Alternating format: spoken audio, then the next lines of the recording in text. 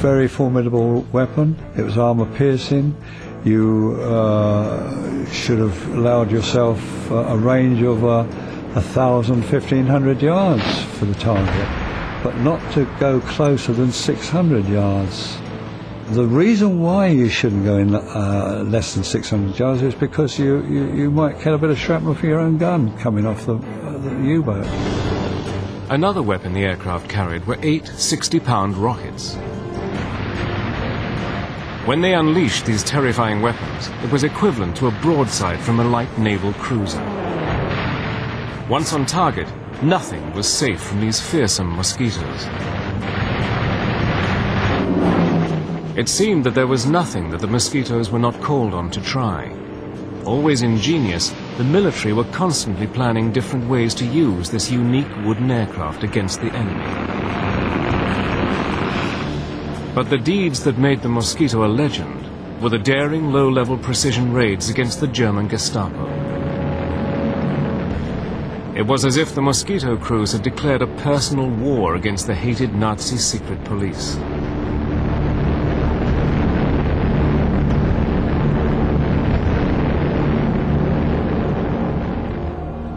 From as early as 1940, the French resistance network had been a major thorn in the side of the German occupation. Its aim was to sabotage the Nazi war effort. By 1944, hundreds of these resistance fighters had been imprisoned at the notorious Amiens prison in northern France, and word had reached the Allies that on February the 19th, 200 French men and women would be executed. An ingenious plan was hatched. Mosquitoes would be used to bomb the walls surrounding the prison, so that the resistance fighters could escape. It was called Operation Jericho. The main prison layout was in the shape of a crucifix, surrounded by a 20-foot high wall, 3 feet thick and topped with broken glass.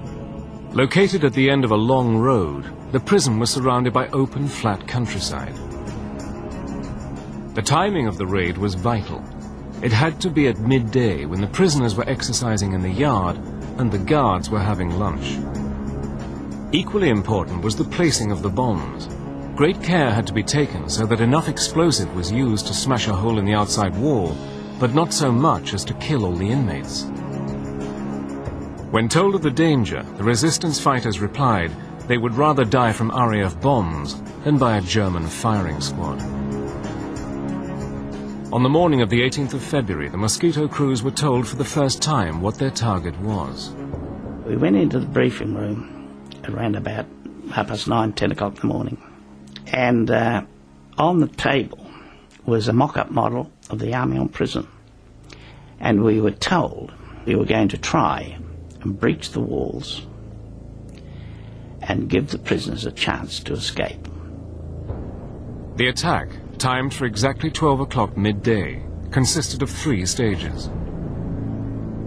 One squadron was briefed to breach the walls, in other words, to toss the bombs or fly very low level and put the bombs at the base of the walls, if possible. The second squadron were to come in at 2 minutes past 12 when the guards had gone to lunch and bomb the dining hall, mess hall, anything they could lay their hands on to keep the guards under control. In case of the first squadron not breaching the walls completely, or the second squadron not doing the guards' quarters, etc., then the third squadron would bomb the whole prison. As the crews waited for takeoff, it appeared that the raid might be cancelled. The weather had closed in, and all aircraft were grounded. It was very, very bad weather, low cloud and sort of spitting snow, you know what I mean? Very low cloud. And we didn't think it would go on. What the Mosquito crews did not know was that the French resistance had sent a coded message. Strike now or never. Execution's imminent.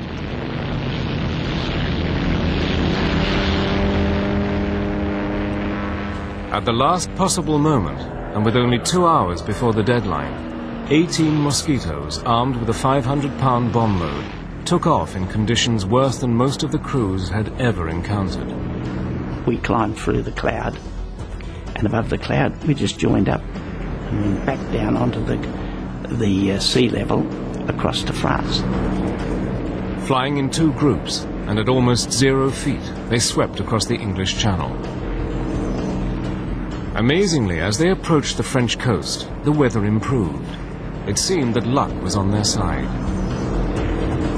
When we got to France, it was covered in snow, of course, but it was clear, and we flew round and we picked up the road from Amiens to Albert. Long, straight road. And we settled down for the run-in. In the fields around the prison, French resistance fighters anxiously searched the sky, waiting for the Mosquitoes to help their comrades escape. We could see the prison ahead. And we got down very, very low indeed. And we were coming down to around about 190, 180 knots. With only minutes to go, and with the Germans completely unaware, the Mosquitoes neared the prison. We opened our bomb doors about a mile from the prison, flying at about 10 to 15 feet. And we had to pull up, go over the walls. We let our bombs go, and they went through the base of the wall. I turned to starboard, and as I looked down, I saw the startled face of the machine gunner in the little cupola on top of the prison. We looked at each other, I suppose, and then I was down onto the deck in loose formation following the wing commander. The raid was a success, and the Mosquitoes had pulled off an amazing feat of courage. 255 prisoners escaped, but 37 were killed, along with 50 German guards. The Gestapo were vicious in their revenge, and 260 prisoners were killed in reprisal. The raid was a wake-up call to the Germans. As far as I can see, this was a brilliant piece of precision bombing. The first flight took out the walls, blew in the doors, allowed people to escape. The second flight took the walls down. In fact, they didn't need the third flight. I think it was a startling success because it would have demonstrated to the Germans that the Royal Air Force could place bombs wherever they wanted to across occupied Europe. The Mosquitoes continued to carry out their unique style of war against the Germans.